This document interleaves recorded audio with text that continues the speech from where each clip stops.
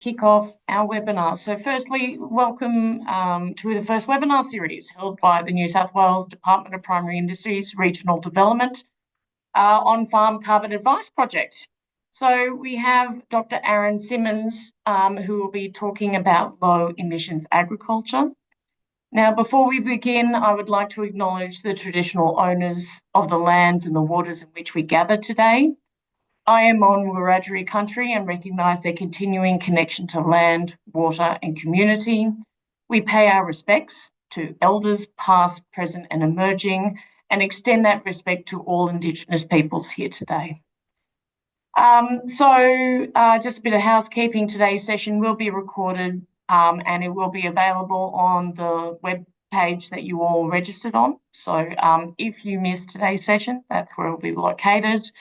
There will be an opportunity for questions at the end of the presentation. Feel free to put them in the chat and we will go through them at the end.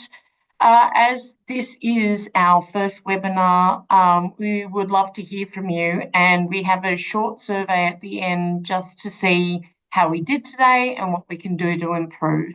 So we'd love your feedback if you have an opportunity to do that. So without further ado, let me introduce you to Dr. Aaron Simmons, Senior Research Scientist with the New South Wales Department of Primary Industries and Regional Development.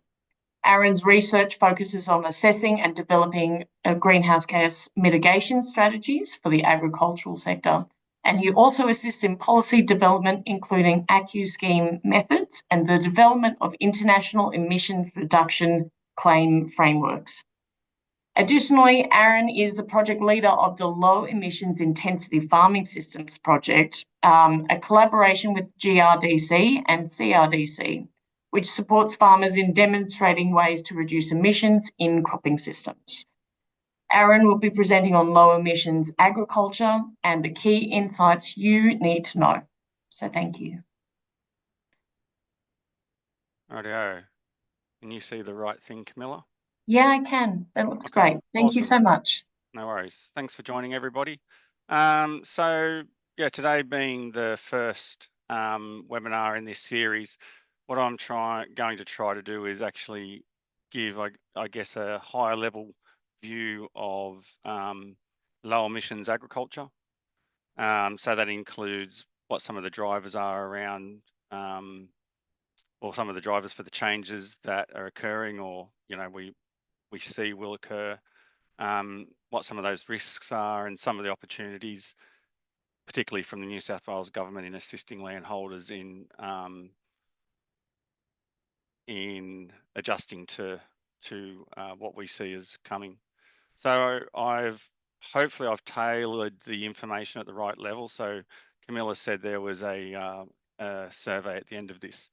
So I'd be really interested to know whether I actually hit the mark when it came with the level of information. If it was overly technical, then please let me know. It's the first time I've actually done this presentation, so if I do it again, it'd be nice to refine it and just see, refine it if I did provide information that was too technical. But first of all, I will start by just briefly going back over greenhouse gas emissions and their impacts. So greenhouse gases are gases in the atmosphere, and the reason that they change the climate is because they actually store heat. So we've known this for about 150 years. The first person that did it was a woman, and it was in about the 1870s, I think. And essentially they got some carbon dioxide, put in a flask, put air in another flask, heated them both the same, and looked at how long it took a thermometer to drop. And it took longer for the temperature to drop in the thermometer. And even in the 1890s, they said, well, if we keep putting this into the atmosphere, then we're going to see a warming of the atmosphere. They probably didn't comprehend how much carbon we could actually do. So what that means is that if we increase the atmospheric concentration of greenhouse gases, then we're going to see that increase in global temperatures that we've observed over the last, 40 years kind of thing. And we've now surpassed that 1.5 degree average recently, temperature increase. But it's not just about global warming. It's not just about temperature increases. There are other climate impacts. So one of the key ones that's going to affect farmers is there'll be more severe climate extremes. So droughts will be deeper, they might be longer, but floods may be greater, more intense. So rather than having a relatively uniform climate that we've had, well, Australia's got not a uniform climate, but we swung between droughts and floods in the past in Australia. They will get more extreme over time as climate change, as the impacts of climate change increase. But there's actually other impacts associated with the emissions of greenhouse gases, and these have impacts on the broader environment. So one of those is ocean acidification. One of the ways that the Earth has actually absorbed some of the carbon dioxide that's been emitted is that the ocean soaks that up. And when it soaks it up, it increases the acidity of the ocean. And what they're finding is that some of the crustaceans and whatnot, their shells are getting weaker. So we know that this has occurred. They've monitored it. So we're acidifying the oceans. And some of the greenhouse gases also deplete the ozone layer. So we cut CFCs out because of the damage of that, but some of the greenhouse gas emissions also result in that. So it's these impacts that essentially have made greenhouse gas emissions reductions a focus for policies makers as well as corporates. So I'll talk about the policy and the corporates first up.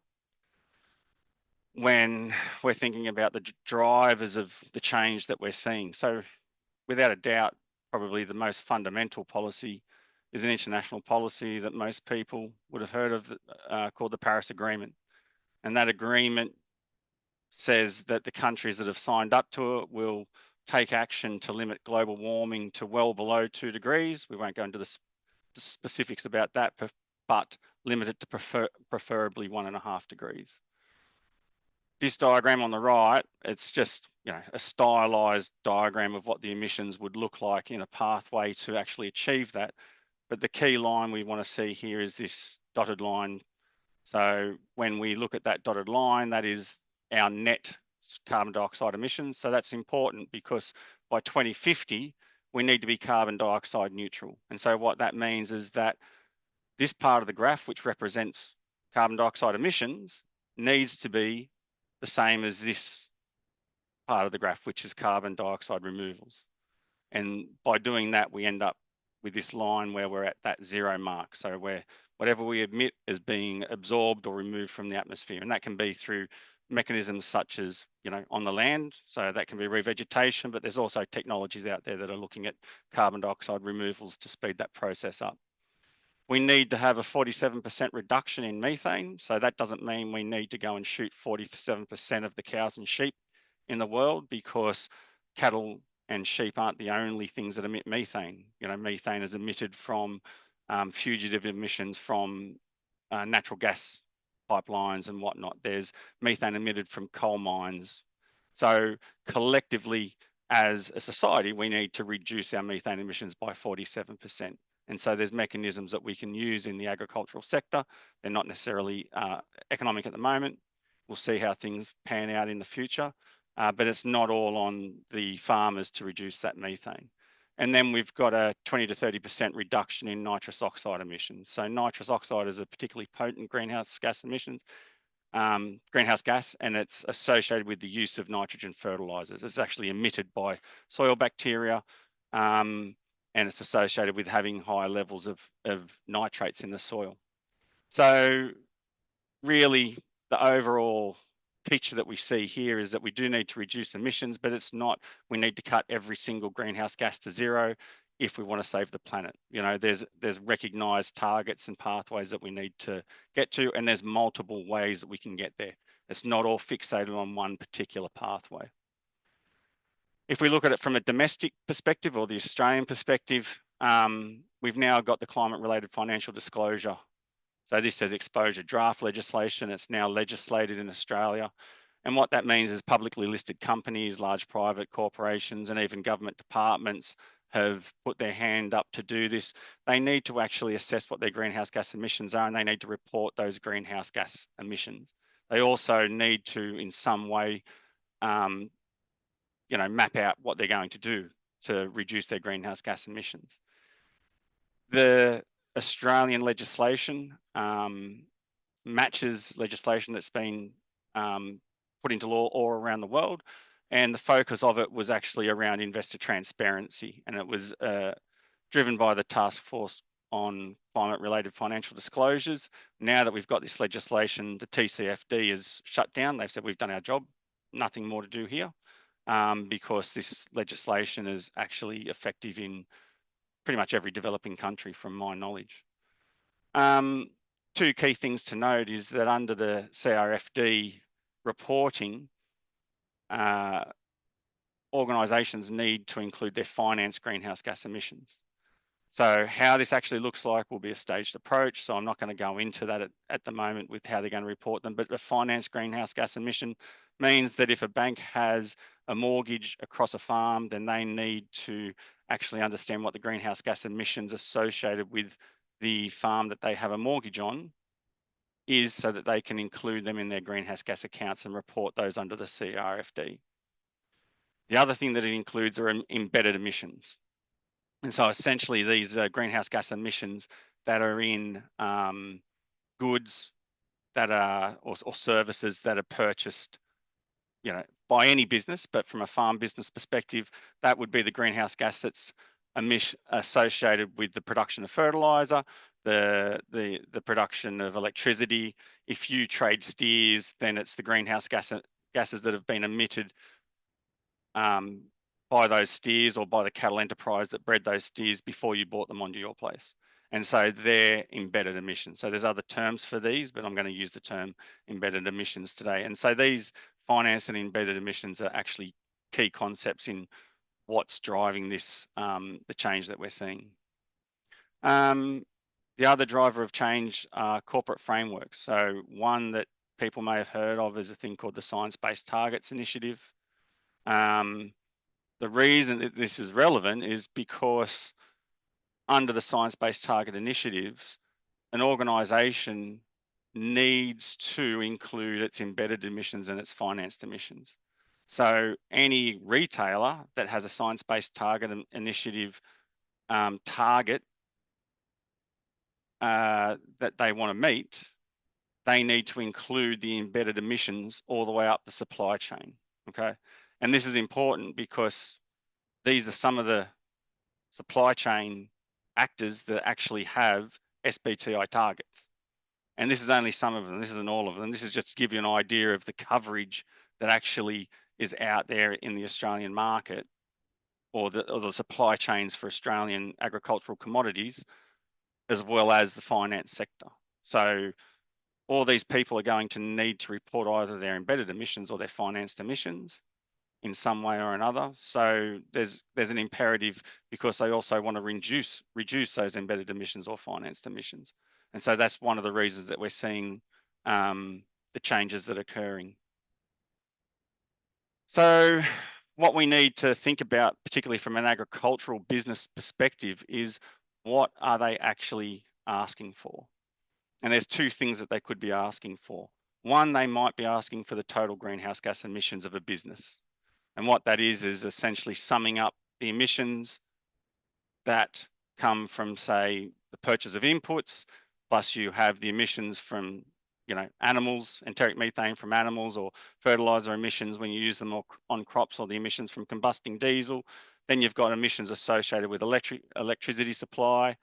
If you've actually had any carbon sequestered into the landscape, you subtract those, and that gives you your total emissions. And so that's presented in things like tons, tons of greenhouse gas emissions per annum. The key thing is that this is used by businesses, to track their own emissions. So if you're a corporate, then you might be tracking your own total emissions to meet a particular target, but it's used by banks to report their financed greenhouse gas emissions. So that's where this comes into the picture. So banks might be the ones that will want to understand what the total greenhouse gas emissions of an ag business might be. Then we have emissions intensity, and this is a different metric because it really talks about efficiency of production. You might be able to produce wheat that emits 0.45 tonnes of carbon dioxide equivalent or greenhouse gases for every tonne of wheat that you produce. Somebody else might be able to do it for 0.4, somebody else might be able to do it for 0.6. So it's a measure of efficiency essentially. And the key thing is that this is used by the supply chain. So the supply chain, because they need to report their embedded emissions from the things that they buy, they actually want to make sure that they're getting the lowest one possible when they buy things, because that means that they have less emissions to report or lower emissions to report. So you can see why they want farmers to reduce their emissions, because as that number gets lower, it means that they look better. Okay. What we need to think about is that which one do we want to prioritize? You know, do we need to prioritize our total emissions, or do we need to prioritize from a farm business perspective, our emissions intensity? And there's a tension here, and I'll demonstrate this with the Biosarula case study. So Biosarula is a legume similar to subclover, white clover, but it's got tannins in it. And what those tannins do is they suppress methane reduction in sheep and cattle. So we know that, and we've got an idea of what those emissions reductions are. But we went through, as part of a research project, that's the publication there, where what we did was we calculated the emissions intensity of production. We looked at what the stocking rate for lambs just being grown out over a 3-month period on lucerne and Biosarula would be. We looked at what their live weight gain was over that period, and then we looked at what the total emissions. So the bottom line there is the total greenhouse gas emissions. And we can see that we've got a decision to make here. You know, if we want to meet the needs of the supply chain, then clearly lucerne is going to be the better one, because it's 3.9 kilograms of greenhouse gas emissions per kilogram of live weight gain, whereas Biosarula is 4.2. If we look at it from the bank perspective, then Biosarula is going to be a better one because it reduces your total emissions. Right? So if we're looking at it from the supply chain's perspective, lucerne wins. If we look at it from the bank's perspective, Biosarula wins. But what about the farm business? What wins? If we actually look at the numbers here, Biosarula had a quarter of the productivity of lucerne. So you could carry half the number of sheep and you got half the live weight gain than you did with lucerne. So where's the value proposition when it comes to making these kind of decisions from a farm business perspective? Because we've got to take profitability and, you know, just long-term economic sustainability into any farm business plan. And we need to not just look at productivity, but what the emissions are associated with those different options. So that's a pretty key thing. There are some win-wins out there, but you know, it needs to be something that people consider. What are they trying to actually achieve here? Do they want a discount on their interest rate? Do they want to get preference by the supply chain? Do they want to try and, you know, hedge bets and have a, you know, try to hit both marks kind of thing? So when we're talking about how we can reduce greenhouse gas emissions in an agricultural system, there are two pathways. You know, there's two overarching mechanisms, and I'll talk about both of these. One is avoided emissions, and the second one is carbon sequestration. So essentially, avoided emissions are where you used to emit something. So you, in this instance, you know, you used to use diesel to run irrigation pumps, but you no longer do because you've got solar. So therefore you've got avoided diesel combustion emissions in there. So that's an example of an avoided emission. Another one is that if you fed cattle an enteric methane reducing supplement, then, and that reduces the enteric methane, then you have avoided animal emissions, avoided enteric methane emissions. So it basically means that you used to emit something and you no longer do because of an intervention. Avoided emissions can also occur through using things like nitrification inhibitors on nitrogen fertilizer. And also, even if you do something that means that you get a better nitrogen use efficiency within your system, then that's also an avoided emission because it brings down your total nitrogen emissions. And these are just examples. There's other technologies out there that can provide avoided emissions. I just wanted to make sure that that concept of avoided emissions was relatively clear. The other way is through carbon sequestration. And at this point in time, there's basically two methods that you can use. The first is tree planting. So you plant trees as they grow, they photosynthesize, they absorb carbon dioxide, and then they put that carbon into the growth as timber. So you're sequestering carbon. And then there's soil carbon sequestration. So by growing plants, or if you increase your overall productivity, then you can increase your soil carbon, and that's soil carbon sequestration. However, there are risks with any of these particular strategies. And this is probably the highlight with what I do, is trying to, for me, to understand the risks and be able to articulate those risks, but also trying to develop information so that people running farm businesses can understand those risks as well. So one of the key risks is actually going out there and making an investment to implement a strategy that there is no evidence for, or there's limited evidence to support that it's actually going to reduce your greenhouse gas emissions. The key way that you can actually make sure, or not make sure, but you can try to address this risk, is to rely on information that is provided by scientists and is published in peer-reviewed literature. So this paper here is an example. Peter Grace is a professor at QUT. He works with fertilizers and soil emissions from fertilizers and whatnot. And he went through and did an analysis and essentially did research that said, well, one of the key things out of this paper is, he said, well, if we use nitrification inhibitors, then we can expect to see an emissions reduction from fertilizer use, the greenhouse gas emissions that come from soils when you use fertilizer, we can expect to see a reduction of about X. So that's good, solid, robust science. And that's the kind of thing we need to rely on. We don't want to rely upon something that somebody over the fence has told us. We want to be, make sure that any information that's provided to us from somebody selling us a product has that evidence behind them. Because what happens is that there's differences. We need to make sure that the evidence that we're given is relevant to the system that we produce, our soil type, our climate. There's a lot of information out there that talks about the benefits of having cover crops. Now, this is one paper that talks about the benefits of having cover crops, but it's for temperate, humid climates. So it's very specific to systems that are in temperate, humid climates.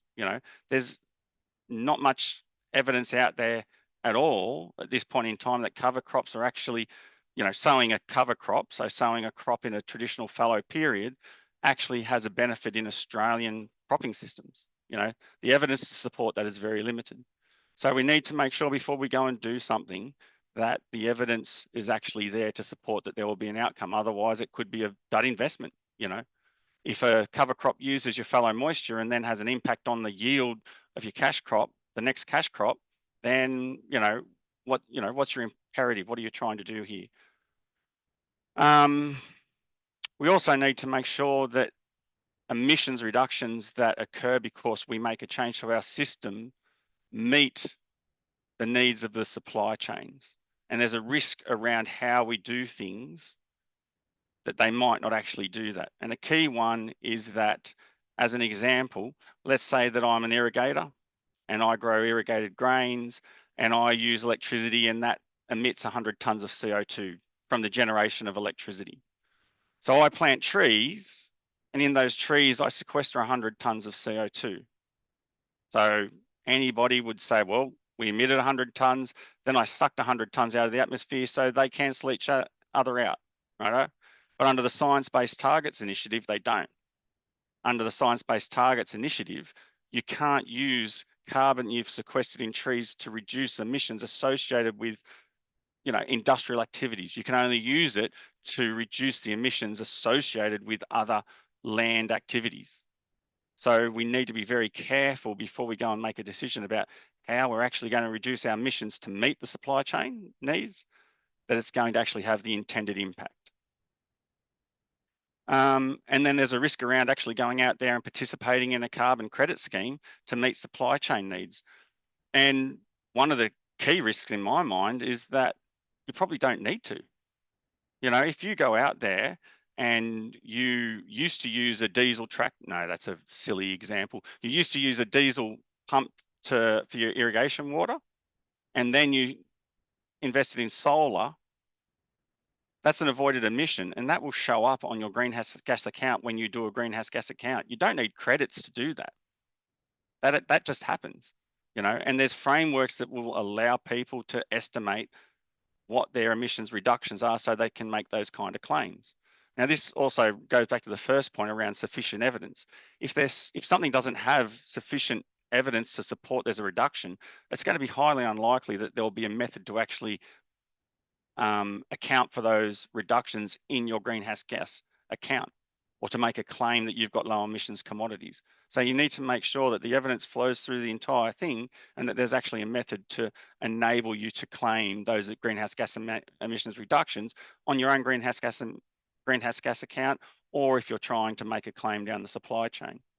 Because when you generate carbon credits, there's a cost of compliance. You know, if you're going to do a soil carbon project, then ideally well, not ideally, it's probably likely you would use a carbon service provider, because they're going to provide the services around making sure you meet all the requirements of the ACCU scheme and the method and all the rest of it, because that's terrible to negotiate for a farmer. And the other thing is, you can't double count. So by what I mean by double count is that I couldn't, you know, sequester 100 tons of carbon in vegetation, sell those credits to a company that emits greenhouse gases, and then also say I've got low emissions commodities. It's one or the other. So I can cancel those credits and say that I've got low emissions commodities to meet supply chain needs, or I can sell those credits and then I'm selling normal emissions commodities to the supply chain. It's one or the other.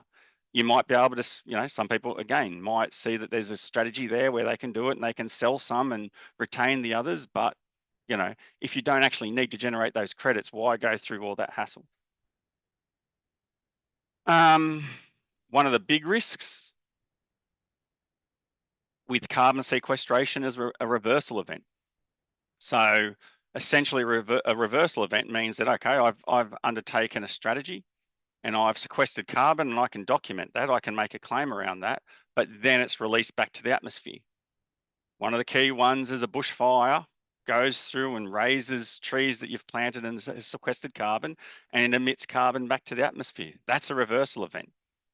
If you're doing it on an annual basis, you, instead of having this mitigation or this sequestration on your greenhouse gas account, which reduces it, you've suddenly got a penalty that's added onto the top of it. It's like an additional expense on your economic accounts that you've got to somehow cover.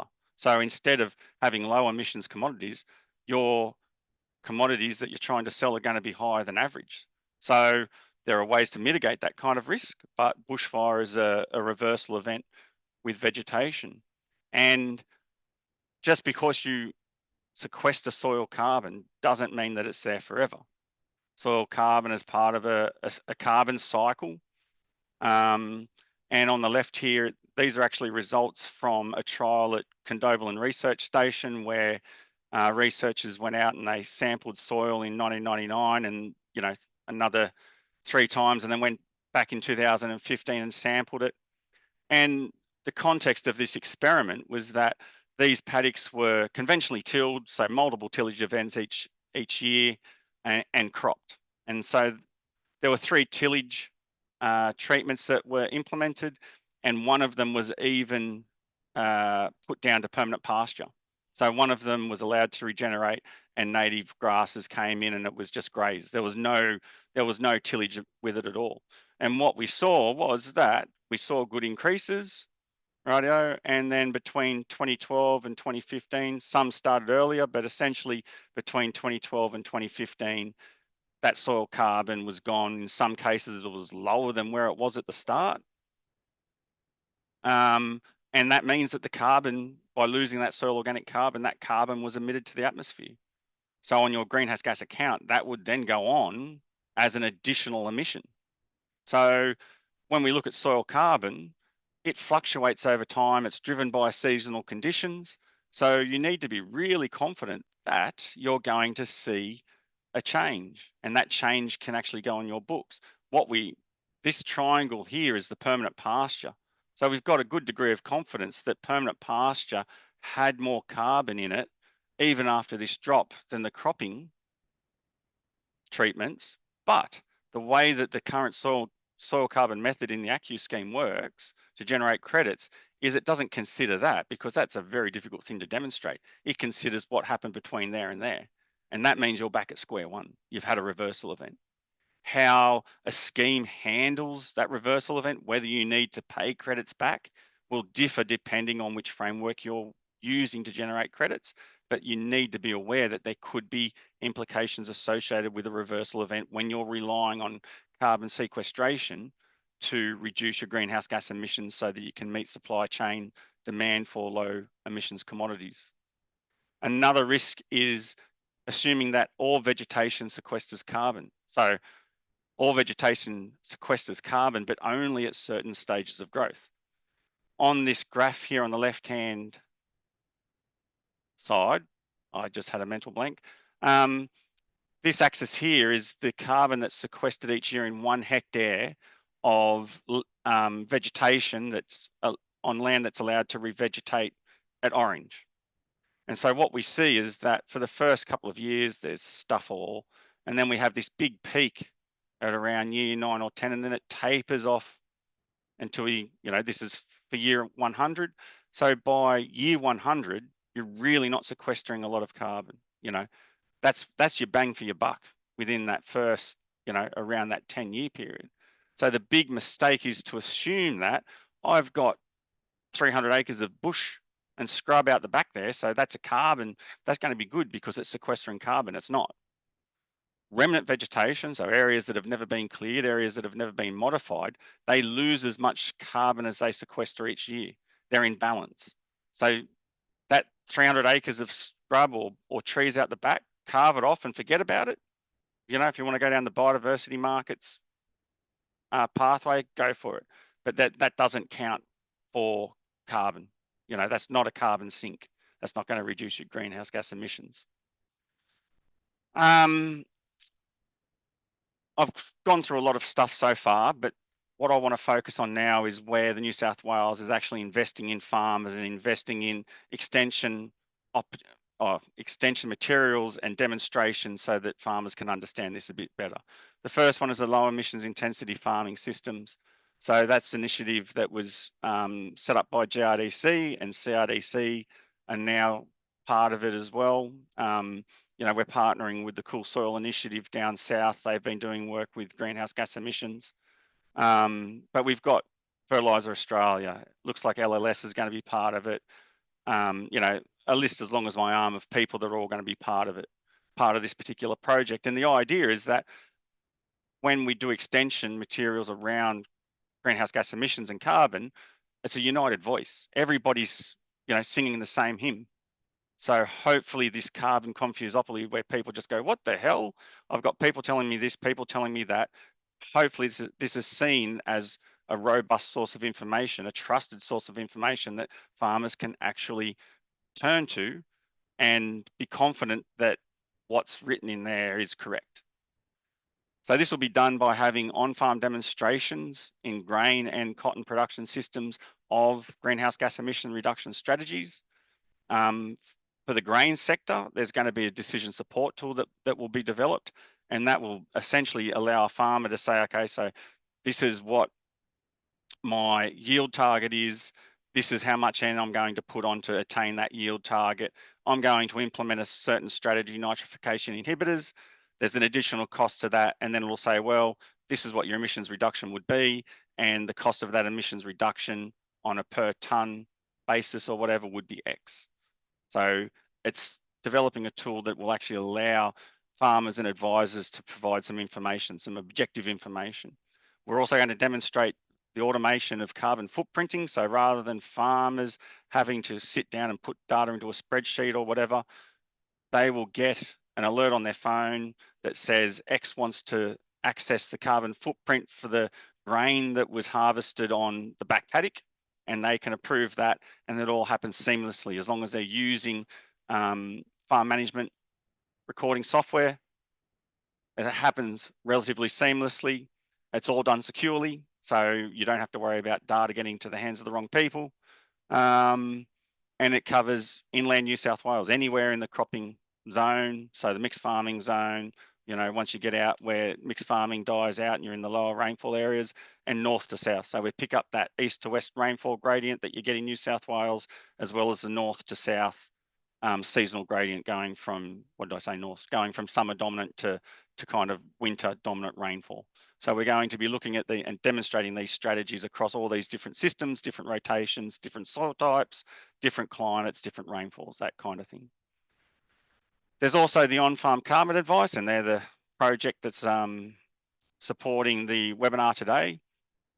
So some of the activities that they're doing carbon footprinting workshops. So they're actually getting farmers into the room and saying, well, this is what carbon footprinting is. This is the kind of data you need. This is what the outputs mean, that kind of stuff.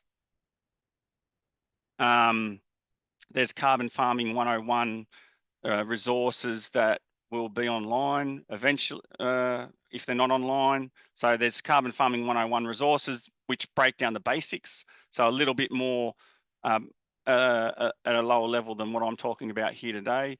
There's farmers that are getting whole farm carbon plans, which does a greenhouse gas account and produces carbon footprints, but then also gives them what the opportunities might be for different greenhouse gas emissions reduction strategies. And that project is covering pretty much everywhere except the rangelands, basically. And for intensive dairy systems, it's anywhere in the state. So, and it's looking at pretty much at all systems except horticulture, sorry. Another one is Farms of the Future. So Farms of the Future has quite a large remit. How it links into greenhouse gas emissions is that they're looking at demonstrating agtech solutions that allows decisions to be made during the in-crop process, growing season, sorry. So in-crop decision making. So that's things like using drones to do remote sensing to look at what the water stress is of a crop or what the nitrogen status of a crop is, or using drones to spray weeds so that you're not using tractors and putting a spray unit across there, even with a weed seeker, that kind of thing. Looking at integrating real-time soil moisture monitoring. So, and pairing these together. So you might have a soil moisture probe that says, oh, the back paddock's getting a bit dry. So you put a drone over, it takes some imagery, and you can look at that imagery and go, it's starting to get dry. Then you can make a decision over whether you cut for hay now, or what your planning is. You might be about to do a split application of nitrogen onto a crop. And then you go, well, this isn't actually turning out the way that I think it is. I'm going to reassess what my yield target is, and I'm going to back off my split application. They're looking at doing livestock weighing in paddock to optimize growth rates. And the higher your growth rate, the lower your greenhouse gas emissions associated with livestock production are. So that brings down your greenhouse gas emissions, and that covers all agricultural and horticultural sectors.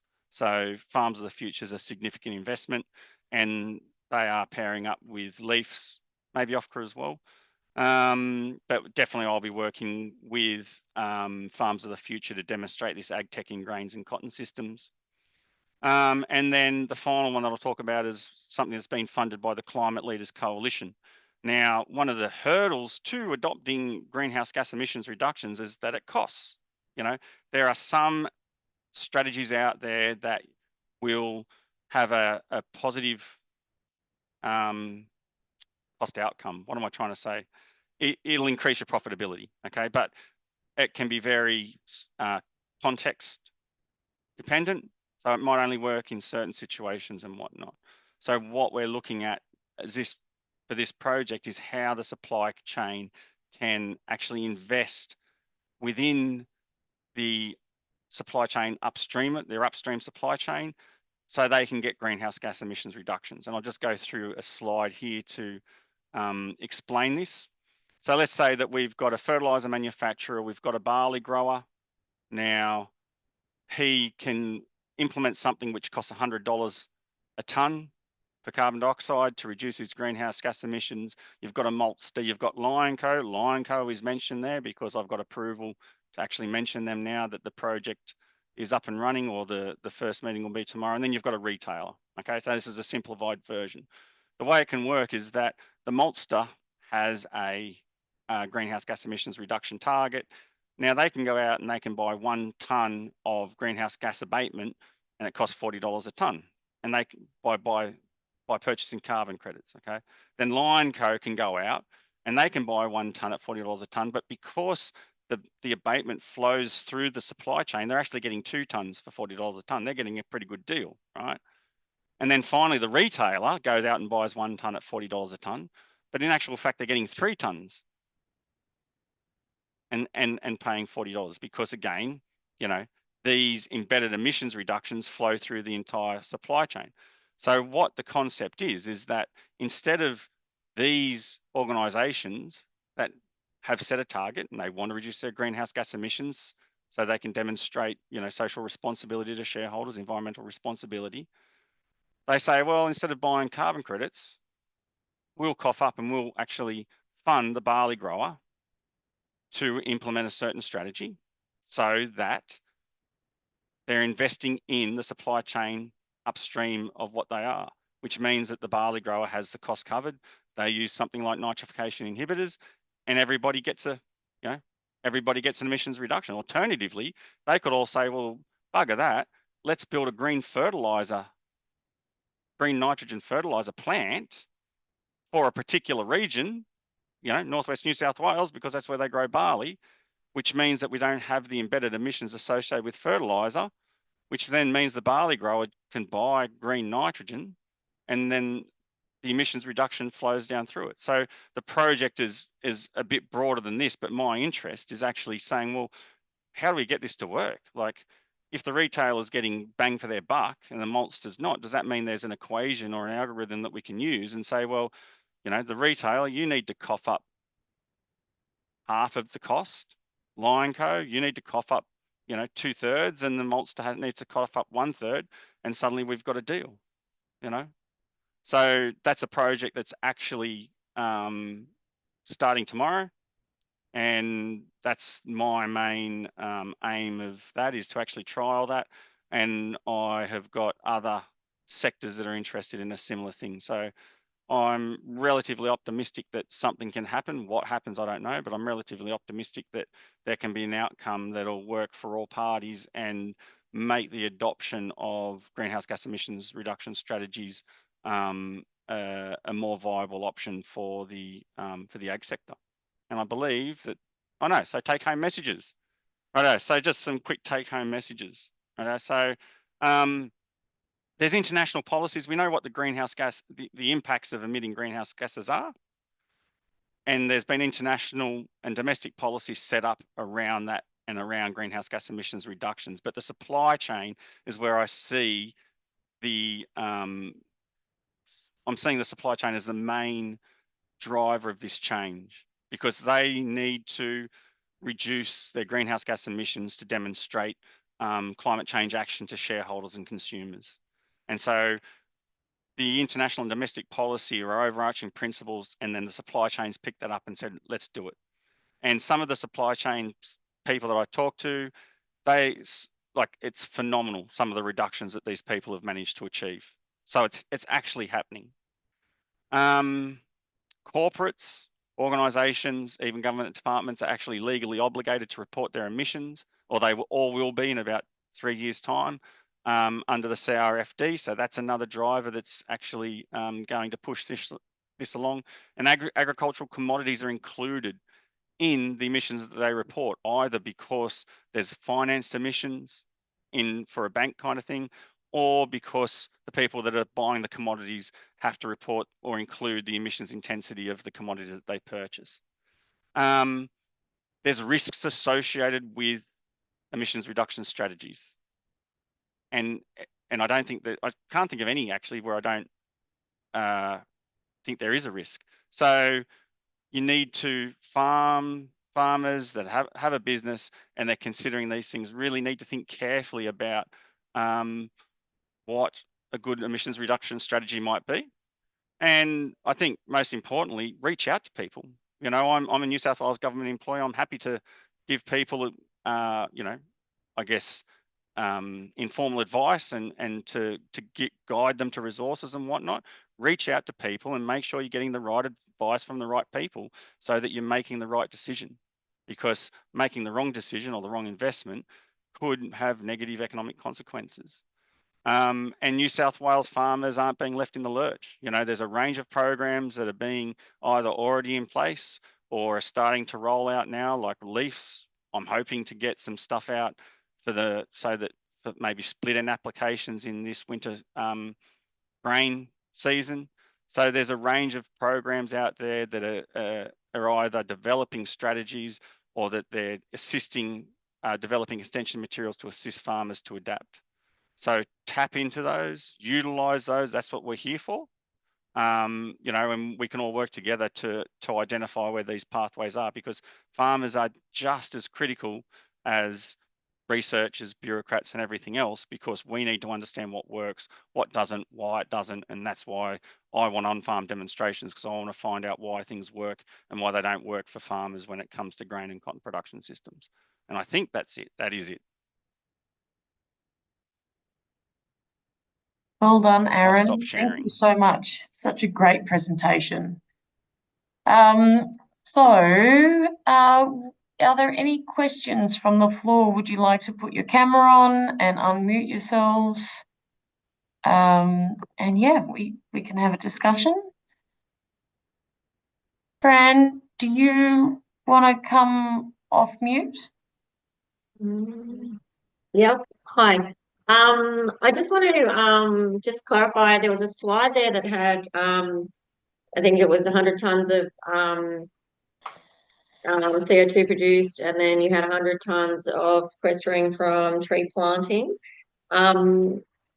Please correct me if I'm wrong, but Aaron, your example was an irrigation farmer using electricity. Is that correct? Yeah, my example was that, yeah. Counteract. Yes. Yeah. Yeah. Okay, so they're using electricity for irrigation to grow crops. Yep. Yet if they go and plant trees on their property, that still doesn't cancel it out.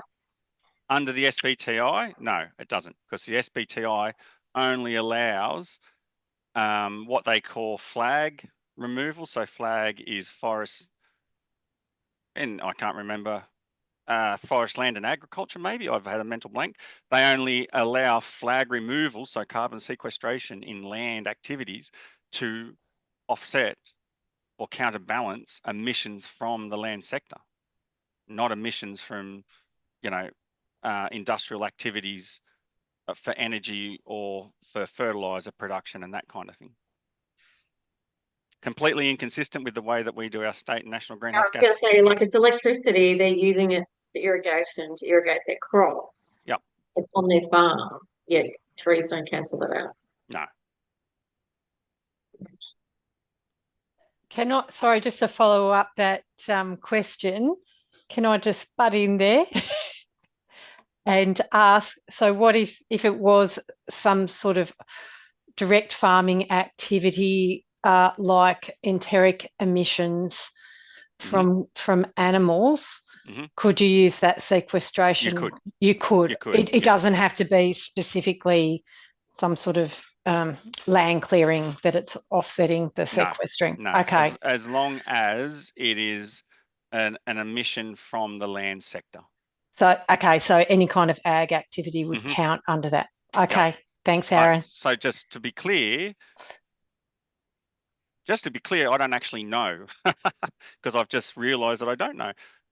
So I was going to use fossil diesel combustion in a tractor, and I will make an excuse here and say that going through the SBTI is your worst nightmare, and I don't actually have clarity over that. So it may not even cover that, because that might not be considered a flag activity, even though it happens on farm. So I guess the key point is farmers need to really be careful about what they're implementing and whether it's going to have the intended impact when they're trying to meet the needs of the supply chain. Because the way that the SBTI is written will make you bleed from the eyes as you read it, because it's that confusing, and there's a lot of intricacies that need to be understood. And I wasn't aware of them. So, you know, I doubt what hope does anyone else have? Yeah. Thanks, Aaron. Thanks, Liz. Ian, you had a question about Bicerua. Do you want to come online if you're still online and ask the question? Certainly can. Thank you very much for the presentation, Aaron. That was excellent. I was just curious in relation to the Bicerua, because that seems really clear cut. Ooh, this is exciting. I'm going to just use the video and hope for the best. Fingers crossed. Anyway, the bicerular example of comparing it with lucerne in terms of your live weight gain and the supply chain impacts. A farmer clearly make a determination of what sort of strategy they wanted to employ. Yeah. Is that commonly available for the vast majority of feedstocks, other feedstocks, or is it context dependent? I'm just curious to get a little bit more information around it, because it seems like one of the biggest threats to this whole endeavor is the lack of clarity, specificity. Yeah. So, if you look at the mechanism for a lot of the anti-methagenic pastures, it is having things like compounds like tannins in them.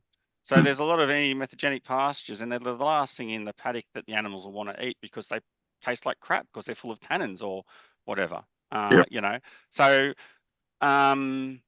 it will be context dependent in that instance. I guess, it's species dependent. It depends on the compound. It depends on the impact that it has on productivity. That example with the lambs was because it reduced live weight gain, and the faster or the more live weight you put on per day, the lower your emissions intensity. So it's very much context dependent. It would be seasonal dependent.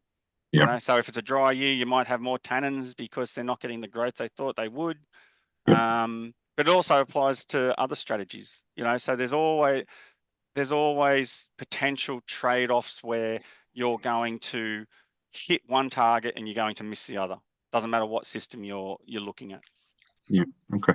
And so, sorry, that was a bit of a double header. I slid in there. The first half of that, is there any sort of compendium of these breakdown of the feedstocks impact in terms of the GHG?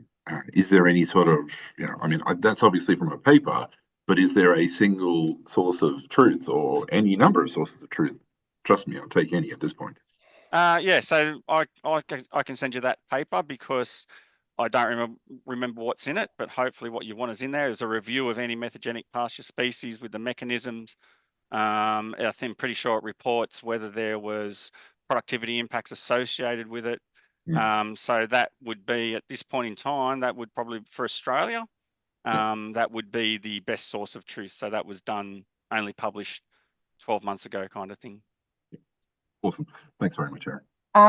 And on that note, I'm going to do a shameless plug. Ian, feel free to come to our pastures webinar that's coming up with Matt Newell, Sue Boshimer, and Richard Meyer, that will talk about low methane pastures and about all the research that's going on within the DPIRD.